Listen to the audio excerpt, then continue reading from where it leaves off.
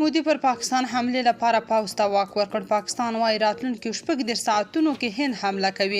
پښتون وايي پاکستان د هند پر ځای باجوړ بمبار کړ. جزئیات هم دلته وګورئ او چینل هم سبسکرایب کړئ. هندي رسنۍ وايي د هند لومړي وزیر نریندرا مودي خپل سرتیرو ته اجازه ورکړه ترڅو له پاکستان څخه د کشمیر پیښې غچ واخلي. نوموړي د دغه غچ اخیستلو لپاره خپل پوځ ته د عمل ازادي ورکړه.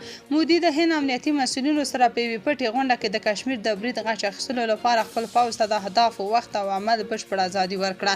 نوموړی داسې مهال خپل پوځ ته پر پاکستان د غچ اخیستلو لپاره د برید اجازه ورکوي چې د پاکستان د اطلاعاتو وزیر ویلي موثق معلومات لري چې له 40 تر 14 ساعتونو پورې به هند پر پاکستان نظامي برید وکړي.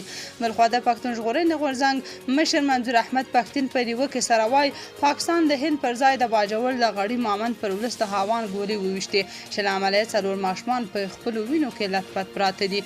نوموړي په پاکستان کې د پښتنو سره د هند ترنګلې اړیکې پرتله کړي او پر فیسبوک میډیا یې لیکلي چې پنجاب ته د اوبو بندولو خبر له خپرېدو وروسته د هند او پاکستان ترمنځ یو ډول کړکۍ جوړ شو او اوس بیا دغه شخړه د جنګ تر ګواښونو پورې رسېدلې.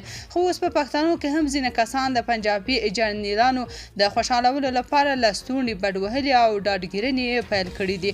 خو نوموړی د پاکستان پر حکومت د نیوکې سره وایي چې په کورمه کې د 7 میاشتو لپاره د تاوتریخجن وضعیت پر مهال د پاکستان حکومت غلی و، خو د پنجاب د اوبو بندېدو په تړاو بیا له پارلمان نیولې تر رسنیو پورې ټول پرې غږیږي. هغه وړاندې د باجوړ پیښې په اړه لیکلي دا نن یوازې باجوړ نه دی چې په وینو سور دی بلکې پاکستان 20 کاله باجوړ او ټوله پښتونخوا په وینو ولمبوله، خو بیا هم د دوی ټټر یخ نه شو. هغه منلې چې د پښتون ژغورنې غورځنګ اوس مهال له خورا ستونزو سره مخ دی، خو ټینګار یې کړی چې د خپل ولس تر څنګ ولاړ دی. خو نوموړي د دغو ستونزو په اړه ډیر جزئیات نه دي ورکړي. تاسو په دې اړه څه نظر لرئ؟ کومنټ کې شریک او چینل هم سبسکرایب کړئ.